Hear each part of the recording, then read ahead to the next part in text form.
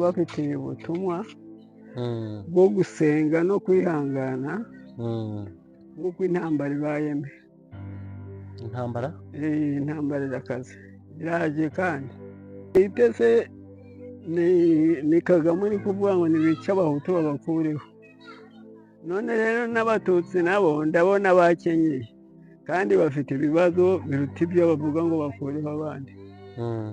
Nabonye irimo imirambo myinshi cyane.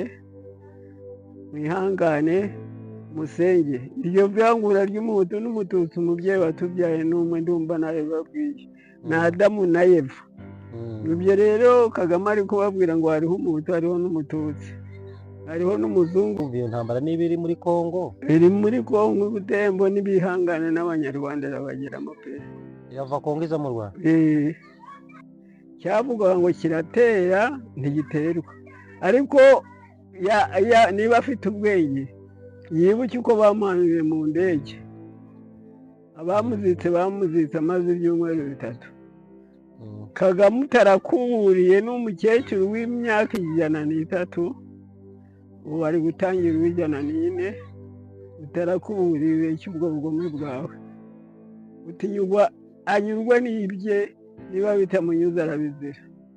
Abona abanyarwanda ko abamara zaragira iki? Ariko intambara iri muri Kongo iraza mu Rwanda, iri mu bakongomani bonyine. Abanyarwanda uri muri Kongo, Kagame niwe wasinditse abasirikare ko babihakana. Barabatatanya n'abategereza kunababona bose ni Hamana. Abo yohereje baragwayo. Ntabwo ndi Imana, ariko nibareba nabi haragerera. Bonabonye imbunda zabo bari kujya baziterera hasi. Bonabonye batambaye simoko y'abasirikare. Ubwo si umuntu yambaye ubusa bafite ibyaha. Ejo hari Imana yambwiye ndi kubona abantu bavamo imyenda abana abantu bavamo imyenda bayita ngo batamenya ko ari abasirikare. Nabonye abasirikare nawe wabibonye. Kristo gabi narabibagejejeho byahe. Nabonye bambaye ubusa abasirikare bose bari mu ishyamba Butembo. Gahada. Ibintu ko numva bamwe bari kujyepfa mu ishyamba bakazamuka, bazamutse bakazamuka bambaye. Ibyo by'abatutsi nawe wavuze ko uri umututsi. Weho abatutsi niba ndi umututsi sende Yuda. Kanakumye. Ntabwo ndi Yuda. Kagame ntabwo ngiye kubesha n'iki. Ko atarenda kumenya aho ndi ngo nanjye arantera. Anteho yarapfuye ndahakomeye. Abantu nabonye mu ishyamba bari kwiruka bambaye ubusa, Mana yanje. Ese ko birukaga ari abatutsi bajyaga hehe bahagarara? Abari bari gutatana bahunga bari abatutsi bari kwiruka. Abadata we. Rero nkubwire mushumba, ibiganiro twe kujya turizana aho ngaho kuri dupe. Ntacyo byafasha abantu. Birabafasha se Kagame arabakundiye. Oya wenda banahunga bakirukira bakigendera. Barahungira ngo ko yenda gutera u Rwanda, yava mu Rwanda akaza ngo akajya Uganda.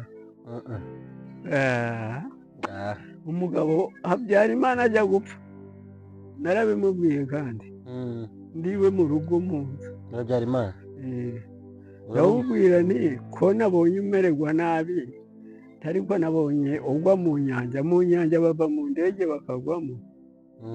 Ariko wa mukobwa uhanura uri umwana, ni Imana yabimpaye ntabwo ari njye. Yarangije nk'amezi 3 kwa 4 bati Kinani bagihamije. N'undi baramuhanura natihana, nareke abantu, nakunda abantu, ibyo by'amoko abiriki. None se mukecuru, niba atari ibanga, umuntu w'umunyarwanda uyu munsi yakora iki? Umuntu uri mu Rwanda akaba ari umunyarwanda, akaba ari ku butaka bw'u Rwanda kuri iyi saha, icyiza cyo gukora ni iki? Afite aho winjira yahunga, naho u Rwanda rwo bararutera rwose barimo, kandi nabe ko bazahinduka bakamuhiga. Abe izo ngabo ze nawe zahinduka zimurwanya. Yampaye nk'iwacu, reka mare guhaga. Ngahada zamuhinduka kandi bazamuhinduka. Ngahada. None se ubu mu by'ukuri mu kureba kwawe ijisho ry'umwuka rikwereka ko icyaha nyamukuru Kagame ashinjwa ari ikihe? icyo ashinzwa ni ukugira ari uwo mu miryango ya Habyarimana nk'uko tubyumva, abandi bari mu miryango ye ko babahize bakabafunga, abandi bakabica bikagira ubundi wabacitse ute wakoresha ubwenge njyewe yewe jyayo kuyisura. Ariko ubundi mu buzima bwawe ntabwo wigeze uba umusirikare muke? Hari ukuntu ukanura ijisho nkavuga ni umuntu yabafasha kumbunda urambarize kuko arakora ijisho rinini nawe ariko kwagira ngo ari kwibuka ikirani cyananiye abagome n'abagambanyi, ndatera sinterwa. Kagame rero ndabashuhuje, mugire amahoro y'Imana kandi Imana ikomeze ibane namwe. Ndabasuje rero kuri uyu munsi itariki ya 6 z'ukwezi kwa gatandatu 2026, ndagira ngo dukore ikiganiro kiri gito cyane rwose, nshaka ko kigenda ari gitoya, tuganire ku bintu nubwo wenda ari ibintu byagaragara nk'aho ari byinshi, ariko biraba ndabirezima ku buryo ndajya mvugaho duke duke.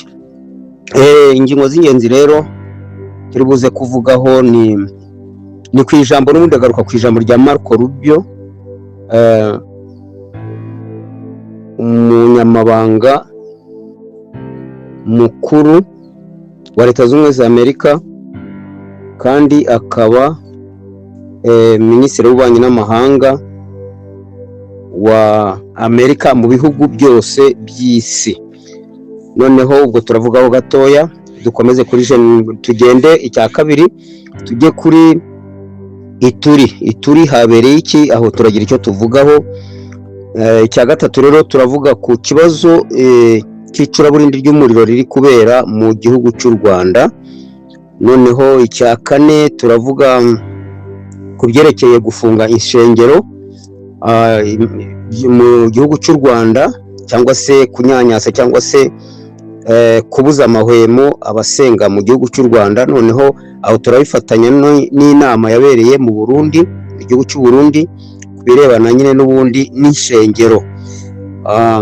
Icya kane cyangwa se icya gatanu nako turanyarukira mu Rubaya, turebe nanone ko update zo mu Rubaya turebe uko byifashe. Bavandimwe rero ibyo byose tugiye kubigezwaho n'ubundi n'umukozi wanyu, umugaragu wanyu, cyangwa se umunyamakuru wanyu, Muzalendo number 5 cyangwa se umuzalendo nimero ya 5. Mugire amahoro y'Imana rero, mukomeze mwumva ibiganiro byiza tubategurira by'amakuru acukumbuwe, abanje kwitonderwa kugira ngo hatazajya hazamo ibintu byikabya nkuru cyangwa se byo kubeshya. Nimwicare rero mugubwe neza, ahasigaye dukomeze n'amakuru. Ariko nkaba mbasaba kugira ngo mukande kuri like kabisa, mukore comment, kandi abatari biyandikisha mukande kuri subscribe cyangwa se s'abone. Ibyo byose mubikore kandi mukore na share, muhererekanye ibiganiro. Reka rero tubanzirize ku kiganiro Marco Rubio, umunyamabanga mukuru cyangwa se minisitiri w'ububanyi n'amahanga w'igihugu cya Leta Zunze Ubumwe za Amerika. Ijambo yavuze ariko ni ukuvuga ngo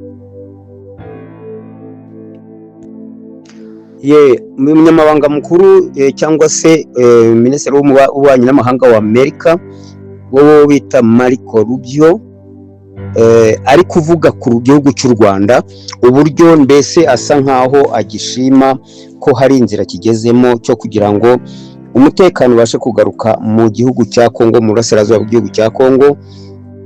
Ati u Rwanda ibyari byose nubwo wenda umuvuduko gutari kugenda nk'uko tubishaka, ariko hari icyo ruri gukora ku buryo hagati y'ukwezi gutaha, ni ukuvuga mu kwezi kwa 7 ruzarwangiza gukura ingabo zarwo muri Kongo.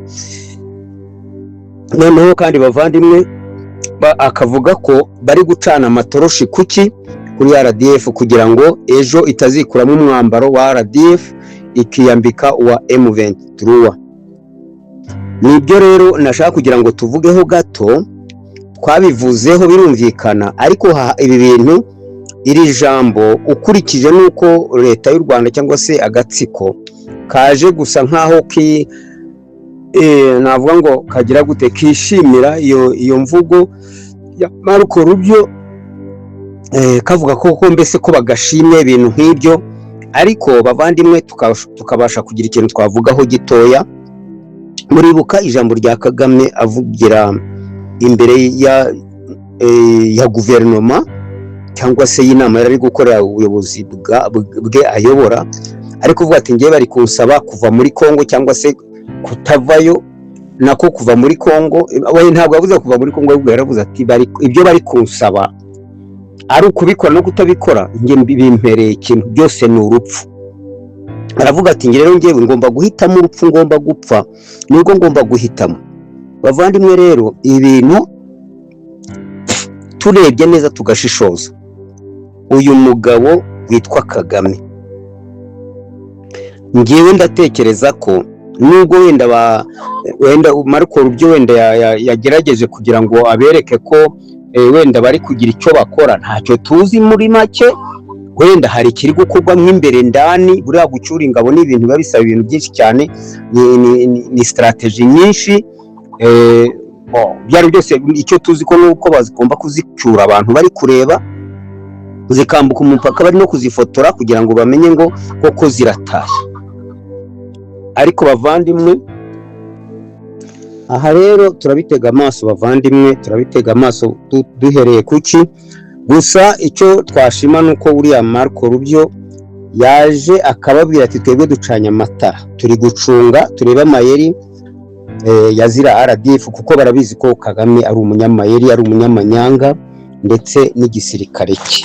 Ibyo byose rero bari kuvuga bati reka tubacanyeho, reka tuzarebe ko kugeza muri wenda mu matariki ya 15 z'ukwezi kwa karindwi hari ikizaba cyakozwe. Ariko ngewe ku bwanjye nk'umusesenguzi bavandimwe, abandi kubona ko Kagame ubundi umwereye no ku buhanuzi buvuga ko byanze bikunze intambara igomba kuba.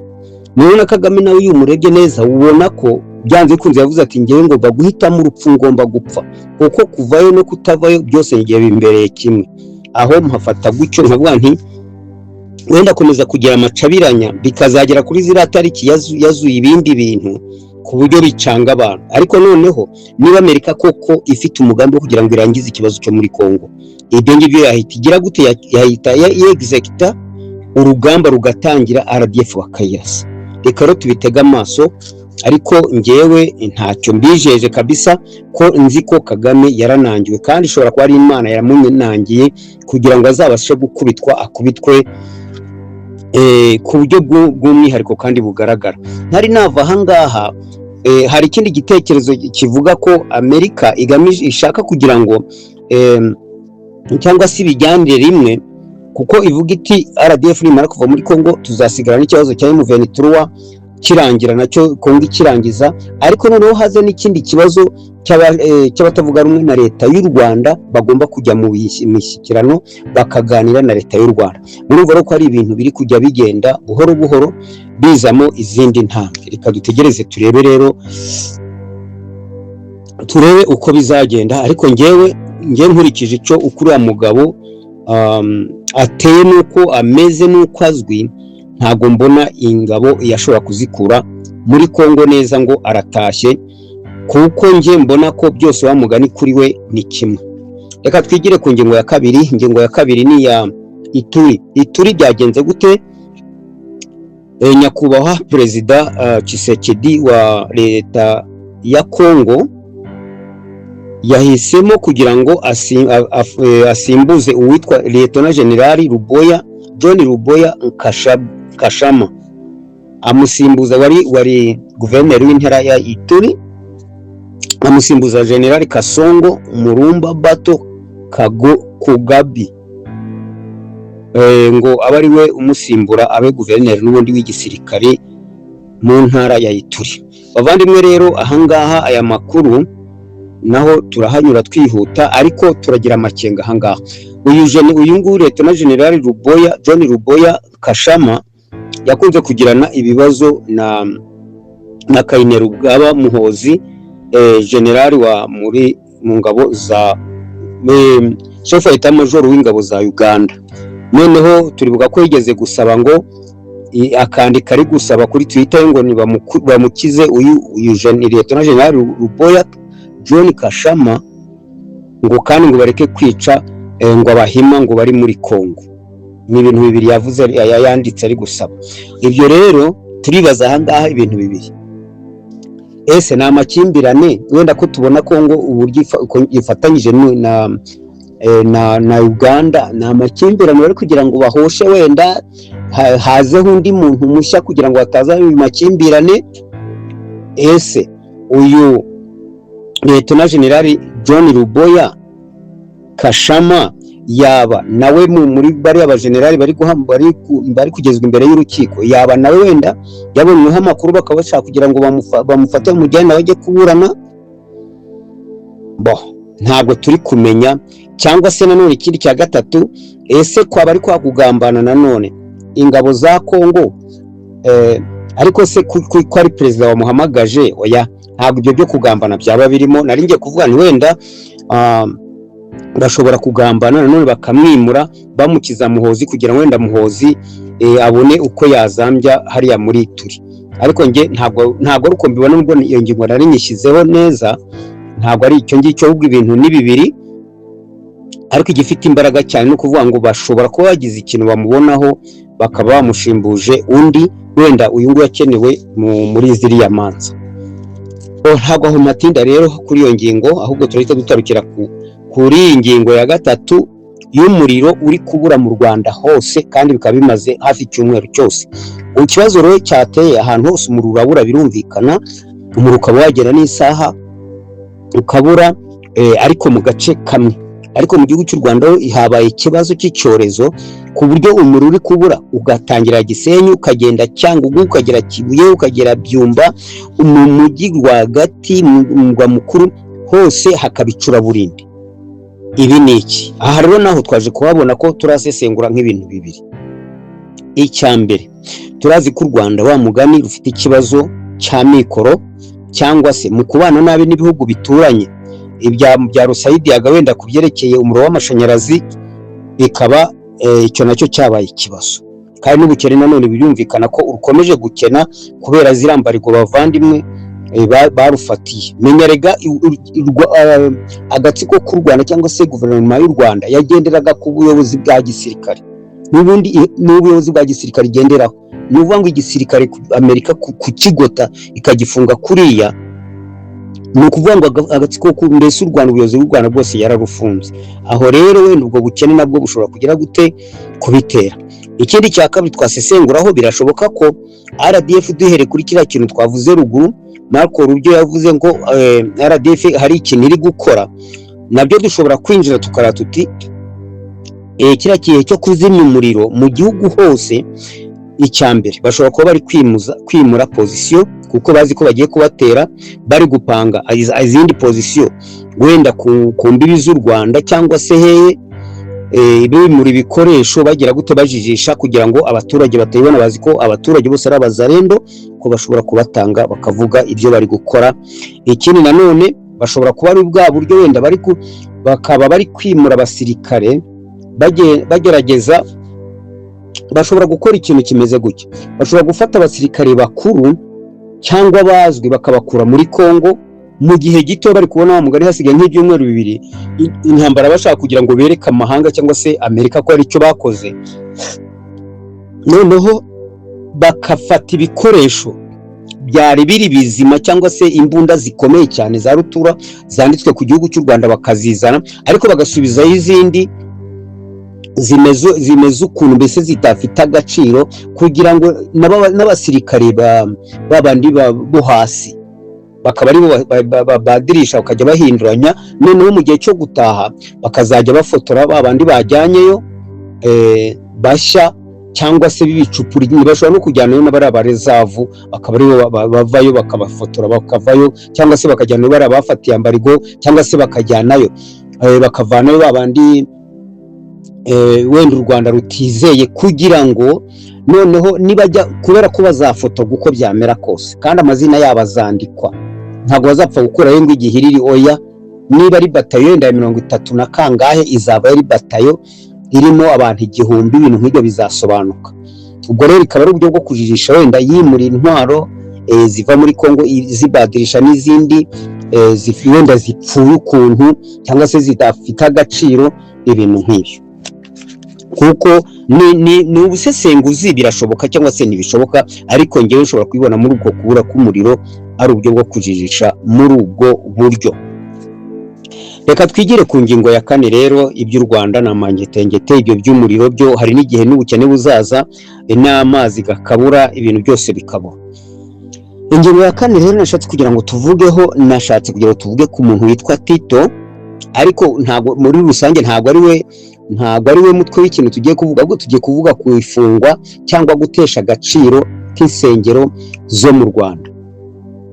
Icyo rero turagihera kuri Tito Rutaremara. Tito Rutaremara yabwiye abanyarwanda batangariza ngo niba mutaretse Imana, ibi byo gusenga Imana, ngo mukurikire RDF bibafitiye umumaro, ngo ntimuzagire ntimugire icyo mudutegerereje. Bisobanura ngo insengero mu gufungwa, bujya Kagame afunga zira nsengero zo mu gihugu cy'u Rwanda byari bifite aho biva. Icyambere batinya Imana, batinya gusenga, babona ko gusenga Imana hari ingufu ziza, kandi ibyo turabizi, abantu babaye mu gihugu cy'u Rwanda bazi ko umuntu wese wabaga afite Bibiliya, afite abazi ko ari umunyamasengesho, uwo baramuhigaga baramwicaga, kuko bazi nabo imbaraga z'amasengesho uko zimeze. Muri make barwana ingamba ebyiri, barwana n'abanyarwanda bakagwana n'Imana. Noneho ku rundi rugamba ku kindi gice bakavuga bati aba bantu mu nsengero hashobora gukorerwamo ibintu byinshi tukagambanirwamo, kuko natwe dutera igihugu cy'u Rwanda, twebwe RDF inyenzi inkotanyi twifashishije insengero, twifashisha abapasitoro, twifashisha abapadiri. Ndibuka ko hari kiliziya twaje gusangamo umupadiri afitemo imbunda, ubwo rero ndamwibuka hariya Irambura. ni ukuvuga ngo nabo barabona ati abari abantu bashobora kwifashishije. Mbese muri make Kagame nibwo akora urugamba cyane, ashaka guteza umutekano muke mu karere tutuyemo. Ni umunyabwoba, ni wa muntu ushakisha, umva, niyo bamubwira ngo hari nica abantu bose, abanyarwanda bose abica bamare, niho azagira ubushobozi bwo kwirinda ku buryo batamukoraho, bose yabamara. Niko akozwe, niko ateye. None rero bagiye mu nsengero batereka tuzifunge, basigaza za nsengero n'abapasitoro bakorana nabo neza, bavanye hanze abandi bari ku murongo wabo, bica bagakiza, bafata niba ari umuntu waje gusenga kubera uburyo bw'uruperereza bakaba banamufatisha bakamufunga, ibintu nk'ibyo. Izo nsengero niko byagenze. Ntabwo ari icyo ariko nashaka kuvugaho cyane bavandimwe. Ikintu nashaka kuvuga gikomeye ni inama ya Perezida Nyiricyubahiro Evariste Ndayishimiye yagiranye n'abayobozi b'igihugu n'abahagarariye amadini yabo. Iyi nama bakoze nge nakurikiye, numva uburyo Ndayishimiye, Perezida Ndayishimiye ari gushyigikira insengero. Nicyo nako ivugabutumwa cyangwa se abavugabutumwa cyangwa se amadini. Noneho mu kubashyigikira kandi yinjizamo ikintu gikomeye cyane cyo gufasha abana bari mu muhanda. Bigaragare ngo insengero ko abantu basenga hari ibintu byinshi bakora, harimo no kuzahura ubukungu bw'igihugu, imibereho myiza y'abatuye igihugu, ibyo byose bakaba babikora. Aha rero niho navuze nti uyu Nyiricyubahiro Perezida Ndayishimiye mbigereranya n'ibiri kubera mu Rwanda, kandi ni ibihugu bibiri biteganye. Abana bari mu muhanda mu Rwanda barabafata bakabajyana kuri Iwawa, bakajya kubacura, bakabakubita, bakabafungira kwa Kabuga, noneho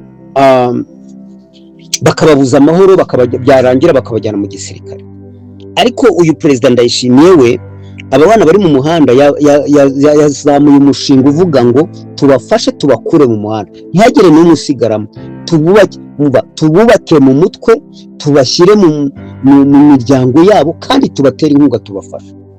Icyo nashimiye rero abayobozi b'amadini n'amatorero, Imana ibaha umugisha kandi bakomeze, nuko bahise bumva icyo kintu bakanorohereza Perezida. Ngibi by'ubuyobozi bavandimwe, ubuyobozi bw'abantu, ubuyobozi buzima n'Imana ireba. Perezida atanga umushinga, abandi bakawusamira hejuru. kandi bakagerageza no gutanga ibitekerezo bizima barabigenderaho. Niyo bahise bavuga ati twebwe kugira ngo tujye gufata umwana uyu n'uyu tugende tumurebe cyangwa turebesha amaso ntitwanabibona, ariko dushyizeho ikigega tugatanga amafaranga. Hari uburyo leta yakwiyeranza b'abana ikababona neza, asige bakabafasha, babashyira mu kigo bakabigisha, babashyira mu mashuri bakabigisha, ariko bakabaha inkunga, abana bakabaho. Abashoboye kuba bakora imirimo, hari n'umuntu ushobora kujya mu muhanda. Erega kujya mu muhanda ntabwo ari kujya gukora ibibi gusa. Mu muhanda iyo bavuga abantu bari mu muhanda ni abantu batagira icyo bakora. Ni nk'abandi ushobora kurangiza na kaminuza ukagenda ukabura akazi ukagenda ukiyicarira hehe mu muhanda, neza bakajya bakubona wicariye mu muhanda uri gusoma agatabo, warabuze icyo ukora, usa nk'uwataye umutwe. Uwo rero niwe Perezida Ndayishimiye ari kuvuga umwe muri abo ko bashobora kumufasha, bakamuha na base yo kuba yatangira, bakamuha n'ikintu wenda kapito yaheraho. Icyo rero nagikunze cyane. Saluti kuri Perezida Ndayishimiye, kandi saluti ku gihugu cy'u Burundi, kuko ni igihugu gituranye n'u Rwanda, ariko rebye biri gukorerwa abana bo mu muhanda b'u Rwanda, ukareba noneho n'umushinga uri gufatwa mu gihugu cy'u Burundi. Icyo kintu Imana nayo nizere ko iri kukireba, kandi n'abaturage namwe mwumva iyi BRC News kabisa, mugire namwe mushunguze murebe ibi ni ibiki kabisa. Umwe ari kuvuga ati abana bari mu muhanda mugende mubafunge, ndetse mu bana bari mu muhanda bura mu Rwanda barabazunguzayi nabo ni abana bari mu muhanda buke. Aba nibo Ndayishimiye ashaka, abantu babuze imibereho, babuze iki. Ngaho ndebera rero igihugu nikitereteranye kigakora budget kikafasha bari abantu nabira birwa biruka kubazunguzayi mu Rwanda, aho tamafashije atavuze ati ufite ikibazo kibakagombye guhamagara abazunguzayi bose bakabakorera nk'inama. Mukeneye iki? Ati ngewe hari n'uwabo ati nkeneye n'ibihumbi 20. Bavandimwe rwose bakaba babimufasha akava mu mazunguzayi, ibyo ngibyo bari kwanga, ariko byarabananiye. Ubuyobozi rero politike y'u Rwanda yarananiranye, nabo ubwabo ntibazi neza ibyo bakora. Bavandimwe rero naho nari ni gushaka kugira ngo tuvuge kuri ibi, kuri inama yabereye mu Burundi ishyigikiye abaturage. Perezida Ndayishimiye azi ko abaturage be bakeneye kubaho neza kandi bakagira amahoro n'umutekano, bakagira uburyo babaho. Niyo mpamvu rero bitandukanye n'ikinyuranyo kuri Perezida w'u Rwanda. Njye ntajya mvuga ngo ni perezida, kuko umuperezida ntabwo akora ibintu Kagame akora. Ni Kagame kabisa, Kagame byo nyine Paul. Naho kuvuga ngo ni perezida byo nta perezida njya mubonaho, kuko ntabwo umuperezida ntabwo yica abaturage, ntabwo abuza amahoro, ntabwo abangaza ku musozi, ntabwo mbese yumvisha umuturage uri gushaka kugira ngo arebe ko yatera imbere, cyangwa se igihugu kigire indi politike wenda gishingiraho y'iterambere, ngo amwita mwica. Umuntu wica umuntu umaze kurangiza igifungo muri gereza. Bavandimwe, aha reka tubitega amaso. Reka tugereho ku ngingo ya nyuma ya 5 ariyo update yo ku rugamba. Turajya mu Rubaya rero bavandimwe, igihari niki ni ubwoba gusa. Navuga ngo ni ubwoba bumeze gute? Iri joro saa 6 z'ijoro ruguru kumvikana ziri gushyira ku itariki 5 ziri gushyira ku itariki 6 z'uku kwezi kwa 6 mu kirere cya Rubaya haje kuzenguruka drone ebyiri.